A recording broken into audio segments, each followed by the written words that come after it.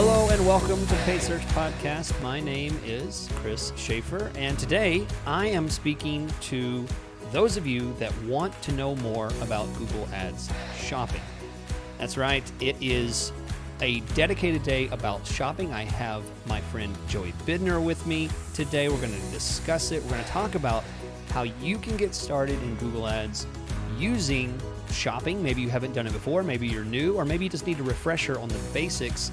Joey is going to guide us through a beginner's guide in a standard Google Ads shopping campaign, answer some questions, and even get into some confusing things like differences between Performance Max, when you should use Performance Max, different purposes behind different ad groups, campaigns, how do you know how to use all of it, structure it, bidding types, all going to be answered. So stay tuned on the show. Before I jump into the show, I'll remind you about optio.com/PSP. That is a special URL that you can go to that will help you not only with your shopping campaigns, but also with your search, your remarketing campaigns, your YouTube. It is a do-it-all online software that you can get more done in Google Ads than any other software out there. And it's like having a really smart Google Ads manager look over your shoulder and help you and point out things. Hey, you're doing that wrong. Hey, did you notice this? But not in that naggy, annoying kind of way. It's a nice kind of thing. So you'll like it. You can try it at Optio. That's opteo.com/PSP. That's a 2-month free trial. That's twice as long as you'll get if you sign up without this special link. That's optio.com/PSP for a 2-month free trial of the tool. And without further ado, I'm going to bring in Mr. Joey Bidner. Joey, good to have you back on the show. How are you? What's up, Chris? Yeah, doing well. Happy to be here. Yeah, absolutely. And Joey does not like to be labeled a shopping specialist. Joey is just a Google Ads all-around smart guy for everything Google Ads. He just happens to know a lot about shopping as well, and I like to have him on the show. So don't put him in a box. He does a lot with Google Ads, and we'll talk about more how people can find you in a little bit. But Joey, we're going to skip the normal process of questions and all that stuff. We're going to go straight into this topic. And as you know, I like to have the most efficient 30, 40-minute podcast I possibly can. So who else would I invite but a guy who knows how to just get straight to the meat of things? So let's do it. Let's talk about shopping. So what's the most important thing that people should begin with when they're doing, when they're beginning a shopping campaign, when they're starting, or maybe they're trying to restart? What do they need to know? Yeah, so I think the first thing to really focus on, and this is also the first thing that I also look at when I'm doing an account audit, even on somebody running a shopping campaign, is to make sure that your conversion tracking is properly set up, because conversion tracking for shopping is very different than conversion tracking for lead generation. It's not only set up differently, but there's also a number of different ways to do it. So if you want the really easy approach, if you're just getting started, you got a lot on your plate, you're just like, I just want to get this thing running and I don't want to spend too much time on each separate element for now. I just want to get out the door and then I can focus on it a bit more later. You can import your GA4 conversion tracking to Google Ads. So if you have GA4 properly set up, which is really easy to do with a Shopify account, you just go into your, you just plug it in through the settings tab. It will automatically configure your purchase action. Then in Google Ads, you can import that conversion from GA4. When you link GA4 in Google Ads, you just go to your conversion tab, create a new conversion, and select the import button. And then you can import GA4. Now, I say this though with an asterisk, because although the GA4 import is the easiest to do, it is not the most accurate. So GA4 conversion action is notorious for leaving a lot off the table. Although you assume that because it's Google hosted, they would be the best at attributing conversions back to Google, they haven't figured out GA4 yet. And I would say GA4 does leave off sometimes up to about a quarter to a third of your conversions that you're getting unattributed, meaning they don't get imported to Google. So if you want to go really the most secure route of conversion tracking, then I would recommend going the slightly more complicated route of doing your Google Ads conversion tracking code. Now, this one, it's a lot more complicated because it's not as easy as just, taking the code from your conversion action and putting it on your checkout page. You do need like a special piece of code that you usually get from the Google Ads tag team, which you need to schedule a meeting with. They give you a tag that you can then install, and or you could, contact somebody like me. I can help you install it. But I did just want to identify the two differences of GA4, easy, Google Ads conversion tracking, harder to set up, but more accurate. And then one more option, if you use a feed management software, sometimes they come with conversion actions that can be imported, and those are also more accurate than GA4. We're not going to talk too much about feed management because we covered that in episode 366. So if you want to hear more about that, go to episode 366. But know that some of those feed management softwares come with some really high quality conversion actions that will get auto populated in your account. Yeah. And is there is there any reason why, do you know, it's that the GA4 is not as accurate? Is it does it attribute, does it have a bad habit of attributing things that are wrong? They've been attributed to the wrong type of click, or they just miss it entirely?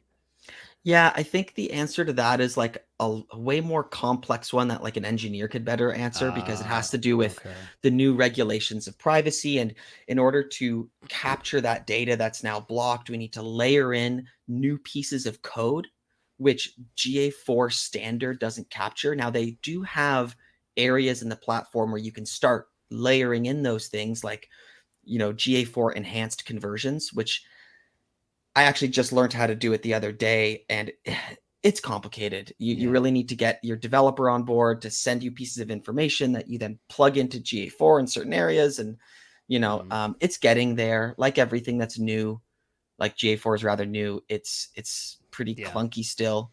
I, So, yeah, but I remember back in the day when, conversion tracking in Google Ads was just getting started, and the complication of getting conversion tracking, just normal conversion tracking, set up on Google Ads was a massive headache, to get mm, the code and everything. So yeah, that makes sense. Hopefully, it'll be easier and more thorough. Now, one thing I'll say as far as the conversion tracking, does it make sense? I mean, I think I know what you're going to say, but I'm mhm. leading you into a easy softball here.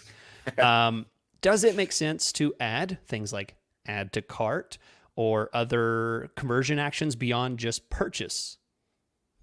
Only as observational. I do Okay. like to add, and GA4, for example, will also have those built into it, and you can import those as well. But I never have add to cart set as an actual conversion action. It's nice to have observational so you can see people's like, journey in interacting with your ads. But I also like, turn off all those other things like get directions and phone calls, and Yeah. just purchases with values are what's driving my conversion actions. Okay, good, good. So Yeah. really streamlined. So when it comes to getting your conversion set up, you want purchase. You want a Yes. purchase conversion, which has, this is the important part, a transaction value assigned to it, so that it's dynamically assigned. So when someone purchases for $300, that $300 purchase is assigned to that conversion, so that you can then manage to your ROAS, your conversion value over cost. So if you're in Google Ads shopping, you don't want to manage on cost per conversion. You want to manage on profitability, which has to do with how much are you spending and how much are you making. So that's really, I think, the basics. Does that about cover it for conversion tracking and all that? Yeah, and I think one more little thing to say is the only time where, the value doesn't really matter as much, and you do see this sometimes, is if you sell a product that only has it has the same value across all your products. Or if you only sell one product, let's say, Mm, then it doesn't really matter if you have value associated to it. You could actually just do ones and zeros, conversion or no conversion, and optimize to cost per conversion. But that's the yeah. only case. If you have products with different values, you want to be optimizing to ROAS. Right. And even if you did, even if you did have products that were just one price, what you're missing out on by not having that transaction value is being able to use ROAS based bidding. I mean, Mhm. you could import that there as just a static number, but there's always situations where the rule is broken. Somebody's Mhm. purchasing something that's, they're purchasing multiple, and it only tracks as one conversion. There's a lot of things there that could cause some issues there. So I would say, dynamic transactional uh, value numbers assigned to each conversion is definitely the best situation, because ideally, gold standard for a shopping campaign is to have target ROAS that takes care of it for you. It manages the bidding based on profitability, which is the ideal. Yep, yep, you nailed it. Okay, so big question here. I know what my answer is with shopping. With search. But with shopping, when it comes to campaigns and ad groups, it doesn't really, the same rules don't apply for shopping campaigns as it does to search campaigns. So, what's the idea behind campaign, ad group structure? When do you need to use them? When do you not need to use them? How's that work? Yeah, I like to have really simple structures, especially at the start. And I usually will segment my ad groups by product type, right? So Okay. kind of by like the structure of your website. If you sell, let's say you sell lights, lighting fixtures, right? And you've got chandeliers, you've got sconce lights, you've got linear lights, you've got table lamps. I have an ad group for each one of those in one campaign. Okay. Um, and it's something that's very easy to segment. You go to your product groups in your ad group now, and there's one little trap door I do want to mention. When you go to your product groups, you'll see that all products tab. You click the pencil icon, right, and it shows you different options to segment your product. You're going to go to product type. You'll see all your different types. Chandeliers, table lights, blah blah blah. You select chandeliers because this is your chandelier ad group.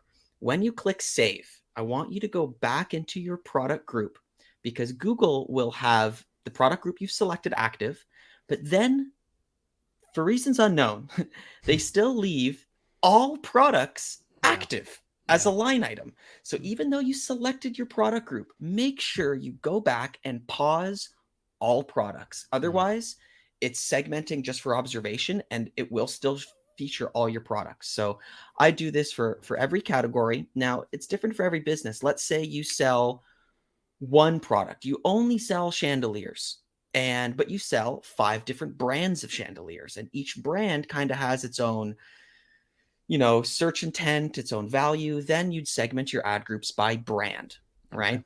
Yeah. But I like to keep it pretty simple of just one campaign, um, an ad group for every product type.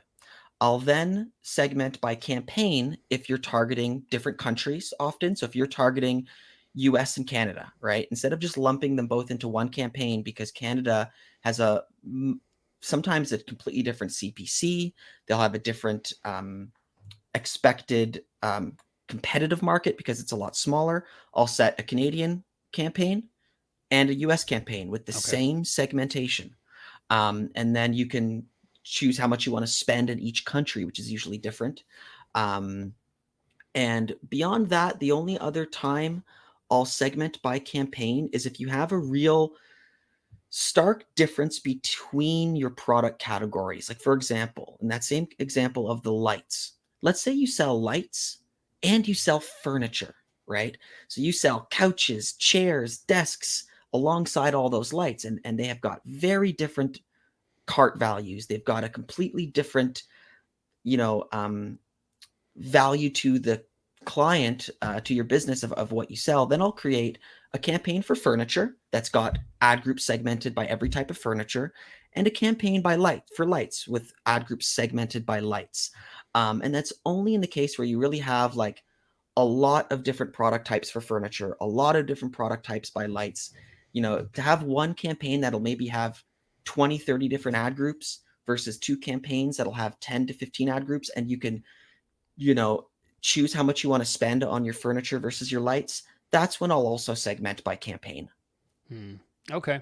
That's really interesting. It's good confirmation that what you're talking about is universal across Google Ads, because my standard is type and value. Whenever I Mm, break out things in ad groups, and that's essentially, you said the same thing. And yeah. it sounds like when you break the type mold, when you go outside of just having type, is as soon as there's a different value difference between these Yes. different types. So, I mean, yeah, that makes sense. So, I mean, just to restate, Joey, and tell me if I'm wrong here. I mean, it sounds like if you sell shoes, you might just break it out by all the different brands of shoes, or you might just have running and casual and leather and things like that, all kind of broken out just based on how you structure your website, just different types. But as soon as there's an outlier, as soon as maybe you also sell these highly specialized running shoe for track stars or something, and these are very important, and you want to consume a higher percentage of the market of these, now you've defined value outside of type. So it's going to make more sense for you to put that in its own ad group, simply because, not because it's that different of a type, but because it's a different value apart from the type. So does that about cover it? Does that seem simple enough? Yeah, yeah, exactly. It's funny. Right as I was kind of explaining this, I was realizing that it totally aligned with your same theory of that you were talking about, I think, in a couple episodes ago, of just how you segment by value sometimes. So yeah, you're absolutely right. It's the Okay. same methodology. Good. I didn't really know if that was true, but I'm glad to confirm that, because I assume that's the same. I just don't do as much shopping, so I Hmm. don't usually structure the same. I didn't think that I needed to structure the same way, but it's usually what I did anyway. But great. Okay, so that's good. So now we've got our structure figured out. We've got a campaign conversions discussed. I mean, the big thing is usually you would talk about keywords, targeting, but we don't have keywords. We don't get to Hmm. choose where we show up. So all we have is bidding. I mean, all we can do is adjust numbers. So let's talk about bidding strategy. I mean, where do we start? What do you think a beginner shopping campaign should begin with? So typically when I start, especially if it's a brand new account, Google won't even actually allow you to do automated bidding. It'll say you don't have enough conversions yet. For shopping, they'll Right. do that. Yeah. So I often will still start on manual to establish, okay, what is my floor and ceiling um, of the bids in order for me to get also an even distribution of budget spent among my ad groups. And then once some conversion actions trickle through, I will switch to automated, and Okay. typically target ROAS bidding. And and we've mentioned this in previous episodes, and it's a counterintuitive one, but this is a method that is not just practiced by me, but practiced by many. I will start that I will start that target ROAS um, bid at 40%. So a very low number because you Really? want to That's allow sorry. I mean, that sounds like I mean, you didn't just say low. You didn't just say below 1. You said 40%. 40%. Because Wow. and this is the big difference. In shopping, we don't have the option that you see in other campaign types like Performance Max or Search, where we don't have maximize conversion value, where it's taking away a goal saying, I need to hit this number for you, the algorithm, to spend my full budget. Setting it to 40% is basically saying maximize conversion value, and you've got full reign to do your learning to Oh, look up and down the funnel. If you start at a 200% ROAS right. and your campaign is new, it doesn't have a 200% yet, or even 100%, it's just not going to spend. And man, this one hit me by surprise when I started using it. I have had many accounts where I set a 40% target ROAS and it returns me like a 300%. It's Yeah. not letting Google off the hook saying, okay, Google, I only want you to make me 40 cents to the dollar. And it goes, Right. okay, that's what I'll get you. It just takes off the shackles, allows it to do its learning. And then I will crawl up the ROAS target as I need to based off of the return. Where, if it after a little while, if it's getting conversions, but it's not making what my benchmarks are, then I'll raise it to 100, 150, as long as it's still able to spend its full budget. If you increase it too fast and you're not spending your budget, you got to lower it back down. And if your feed is set up properly, which again, go back to episode 366 and listen to feed management, because all of this Yeah. is Yeah. determined on how good your feed is. Doesn't Right. matter how good any of this is set up. If your feed is not set up properly, your account will struggle. So if your feed is set up properly, the algorithm Target ROAS does do a good job to find you the right traffic, but your feed has to reflect. Those are your keywords. Your title, your product categories, those are your keywords. So if you set those up and you scale your bidding strategy slowly and appropriately, it gets to where you want to go. Yeah.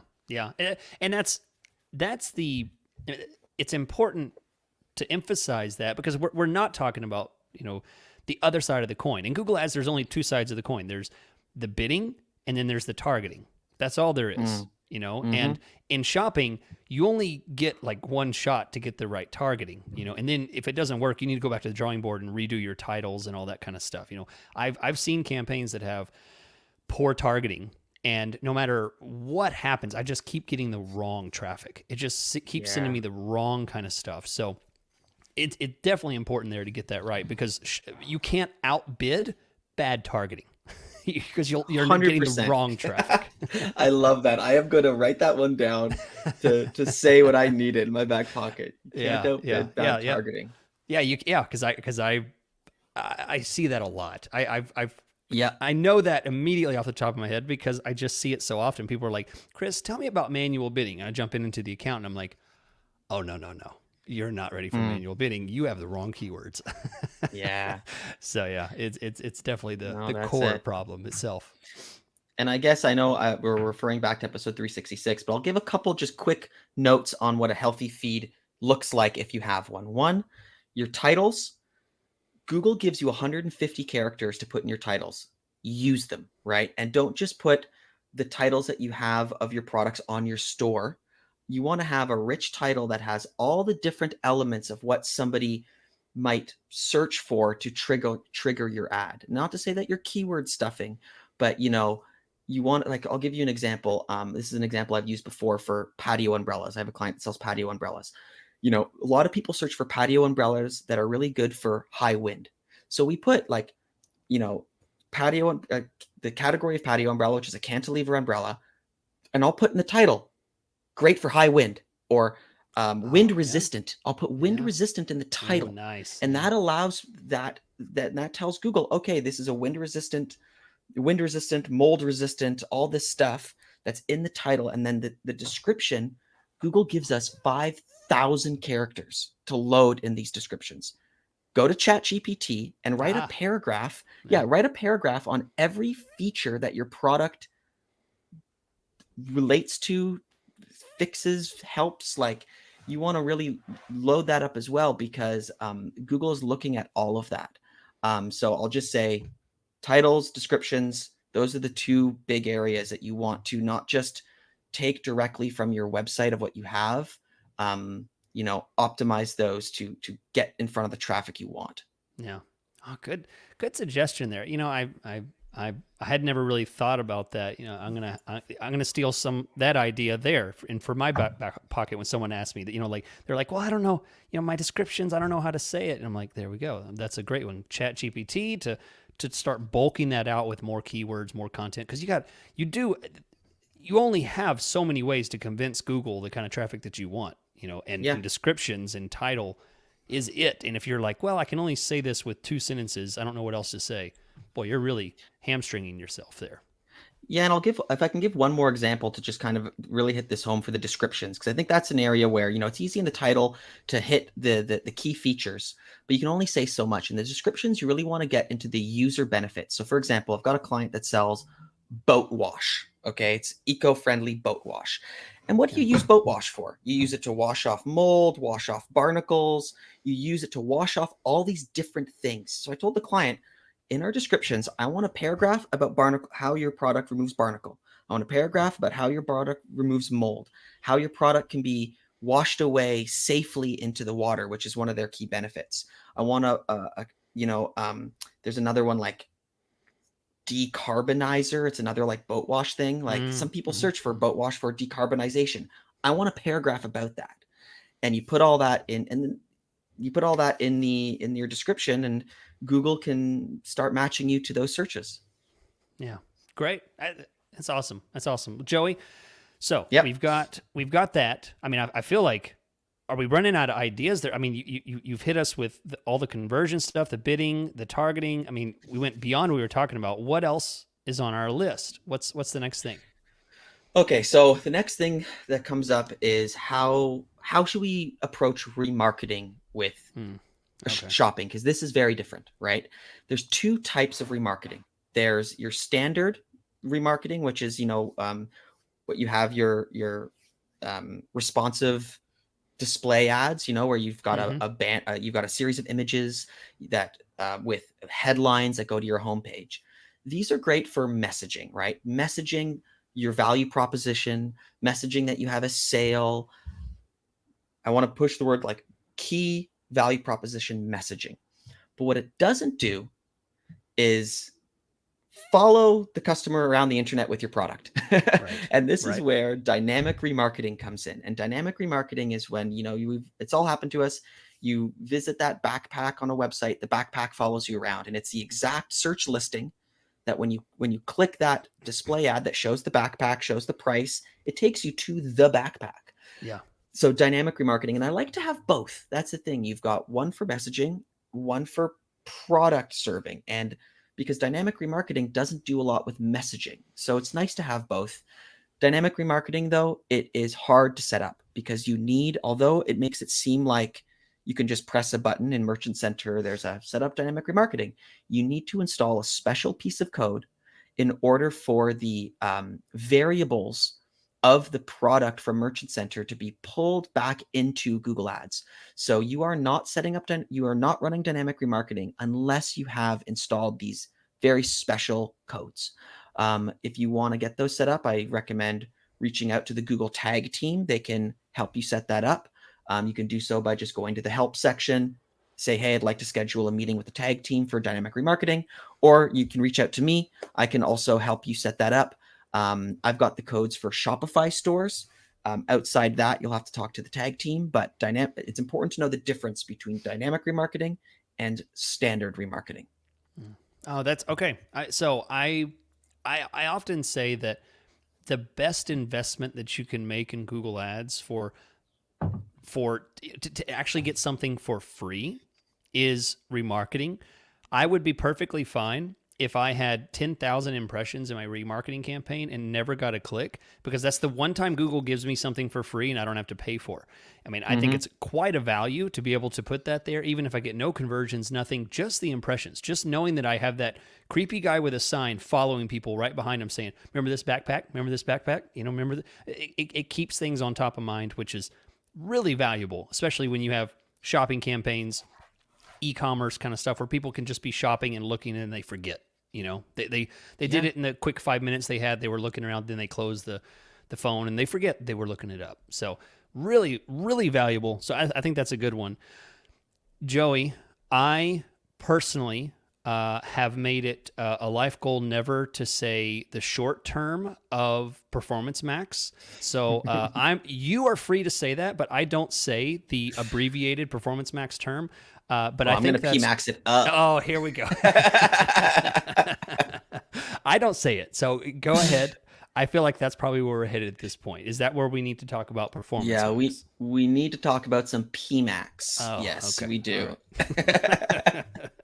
So Performance Max, this is where I feel like the majority of the questions that I see are when and why should I run PMax, right? Yeah, yeah, Um, so I was one of the early adopters of Performance Max where and I've seen a lot of success with it, but I find I'm using it a lot less now, to be honest. And when I do yeah. use it for Mm, shopping, I'm only using one version of it, and it's called a feed only Performance Max campaign.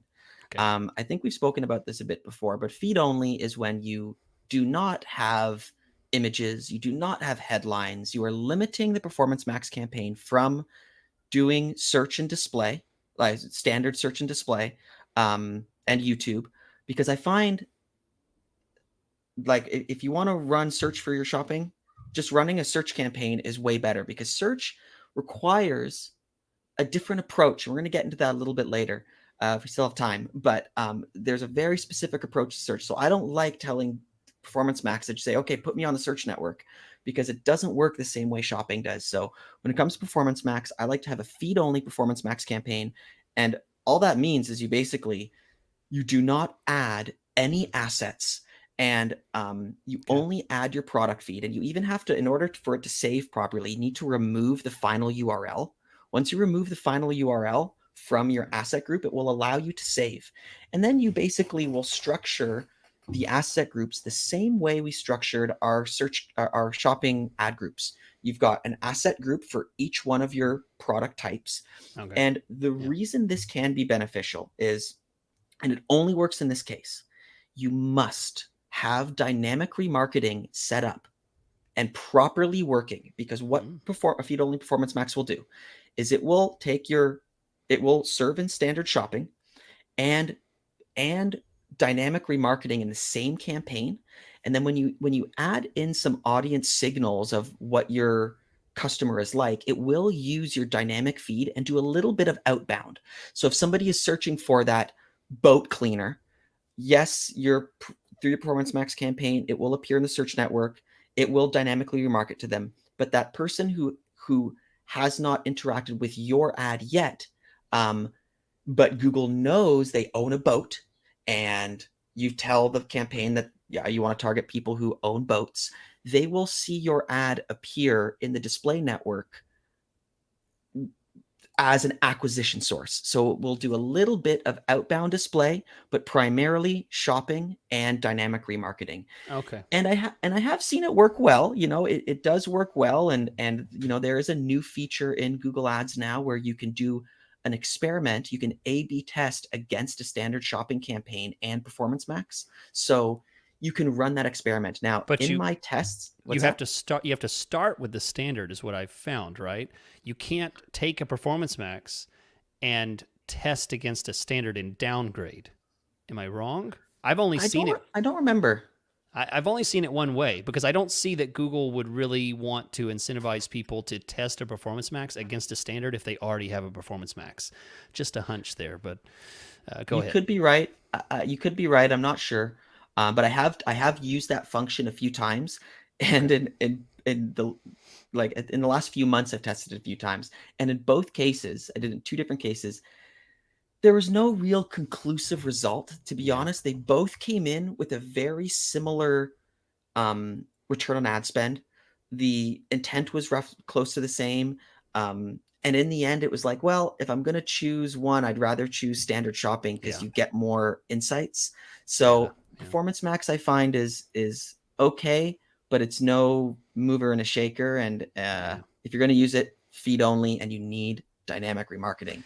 If you don't have dynamic remarketing, it is a big old fashioned waste of time.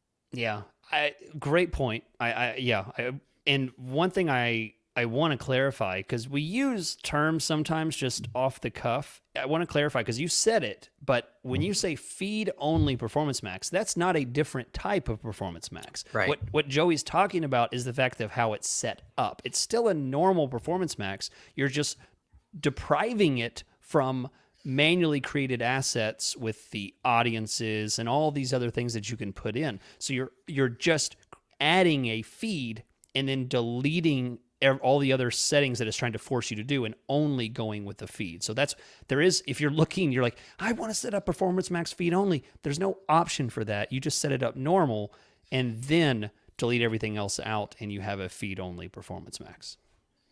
Yeah, and thank you for clarifying that. Yeah, that's exactly it. Okay. Okay. So Joey, I've this I'm learning some stuff here. This is great. I appreciate you sharing this. One of the things that kind of surprises me the most is that two things. One is the 40% target ROAS thing to begin with. I mean, I'm really curious to try that because I'm very often the kind of manager that just picks like 100%. 100% Mm-hmm. targeting on target ROAS or 150, just kind Mm-hmm. of pull that out of the sky. It's kind of like, I'll just throw one, and I'm curious what happens if I give it more wiggle room there. I think that's really Mm-hmm. interesting. And then the next is from your testing. I mean, I'm thrilled to hear that Performance Max doesn't necessarily just win the battle every time. It makes sense to me that it doesn't, because in reality, it's just supplementing display and other assets like that with shopping. And I'm glad to hear that it doesn't win out. I'm not surprised that it doesn't, but I'm glad to hear you confirm that simply because I don't have a lot of faith in new client acquisition, new sales acquisition through display campaigns that's only feeding, just feed data to it. I mean, it's not a Mm. surprise that it doesn't do well, and yet it's sold as if it is a an amazing solution for everyone. Sure, it can be an amazing solution, but definitely not for everyone, and definitely not a winner every time. Yeah, yeah, exactly. And one thing I do want to add as an asterisk there is in the cases that it does like smash the ROAS through the roof and it's like beaten everything else. PMAX can also be very misleading where a lot of that traffic can just be return customers. It will lean into the low-hanging fruit and will kind of just gobble up that attribution that other channels are Yeah. that kind of warmed up. And when you look at the longevity of a business, what matters is like new customer acquisition, not just repeat. So that's for another topic. But I do find in the cases where it does really crush it, it's misleading data. Yeah, yeah, yeah. And for me, I will always sacrifice maybe a little bit better target ROAS, or excuse me, a little bit better ROAS. And I'll give that to Performance Max. Sure, okay, maybe you can get me a 2.3, and I can only get like a 2.1. Sorry, I'm using weird abbreviations. A 210% ROAS versus Performance Max that only gets a 230%. And so maybe I'm taking a little bit of a cut there, but I would rather have the search term data. I'd rather have the Mm, metrics and the ability to split things out, the ability to create, specific ad groups and be able to see what that ad group is doing as opposed to another one to look at those metrics. I'd rather have that rather than having yeah. a non-transparent campaign that supposedly does better that I have. Tell you what, I have trust issues. I have trust issues with Performance Max, and I'm not afraid to say it. So, And I'll say one thing too, is when it comes to standard shopping versus Performance Max, like I love the fact that a standard shopping campaign, you can adjust the target ROAS at the ad group level. That is huge. And in Performance Max, you can't. You can set out your yeah, asset good groups point. by your product types, but they're all rolled into one target ROAS. And Yeah. that for me um, is an issue. So Yeah, great point. yeah. Yeah. Yeah, good So point. I know we are running short on time, and I do want to save some time Okay. for search. Oh, Um, okay. Let's do it. yeah, I want to talk about search in conjunction with shopping because this is probably one of the areas that I see the most issues with when I audit accounts. People approaching search the same, people will try to get the same result from search as they do from shopping, and Yeah. that's the issue. Yeah. Because the benefit of a shopping campaign, right? When you bucket your products by your ad groups, each product is still goes to its own URL. It's kind of like each product is almost like its own little mini ad group. When someone Right. clicks on that backpack, they go to that backpack's URL. In search, each ad group can only have one URL, right? So you can't have really granular searches going to general pages because that's what shopping is for, right? That's what shopping is for. So I never really like um, really granular a real granular approach in search because one, it never really works. If you do try to break out ad groups for a blue backpack, a red backpack, a black backpack, because keywords don't work like they used to, the ad group for the blue backpack will get searches for the red backpack in it, right? And to be honest, I say don't even try. Shopping is there for that reason. For search, I like to take a much higher funnel approach where people just searching for a backpack store. Straight up, like that's Yeah. what I use search for. Use it for your category of store because before people know exactly what they want, they often will search for the category of the store. Lighting stores in Canada, online lighting stores. Those are my search campaigns. Now, sometimes I will go to DSA. That's for maybe another conversation because that's a Pandora's box of a topic. But to keep things simple, I will use search to facilitate my shopping campaigns a little bit higher funnel of people searching for your store's category. And Mm-hmm. that's it. Yeah. Yeah. I, Joey, very well said. I completely agree. And just to throw a little bit of, I don't, somebody out there, Joey, I don't believe you. Why? I think I can do it better. The reason shopping will beat you every time and why search won't work like you think, well, I can put negatives for all the different colors of the backpack and I can force Google to get me blue. I'm like, okay, great, sure. The reason you'll lose and the reason it won't work is because shopping has lower CPCs. And you can get the same conversion rate on shopping and do an amazingly high ROAS return, do great, but put that into search with the same conversion rate, maybe even a little bit better, you could have double the conversion rate. It still won't work because the difference in shopping and search CPCs are so drastically different. We're talking 30 cents versus, maybe $3. Try and beat that with a conversion rate. You're going to need 30% conversion rates to be able to make that work. I mean, it has to be really high conversion rates. So, Joey, I think that's good advice because people think they can outdo shopping campaigns with a really tight, smart search campaign. No, you really can't because you're not working with the same engine. You're not working with the same CPC as you are with shopping. So, great stuff, Joey. Did we hit it all? Did we get through our list? Yeah, I think that pretty much covers all of it. Yeah. Okay. Well, Joey, I give you the floor here. Obviously, everyone wants to know, how do they get in touch with Joey? Where can they find you? Yeah, if you just want to, keep tabs on stuff that I'm learning, I am pretty active on LinkedIn where I like to just post the things that I'm learning. If you like to keep tabs on some of the cutting edge, I post a lot there. But if you do need help with Google Ads management or some consulting or an audit, just reach out to me either through LinkedIn or through my website, joeybidner.com. I'd be happy to speak with you. Awesome. Well, thanks, Joey. Everybody, you can find both of our websites in the description on wherever you're listening or watching. And I appreciate all of you being here. I will be back. I'm sure Joey will be back too, so stay tuned for that. But I'll be back next week. Thanks so much.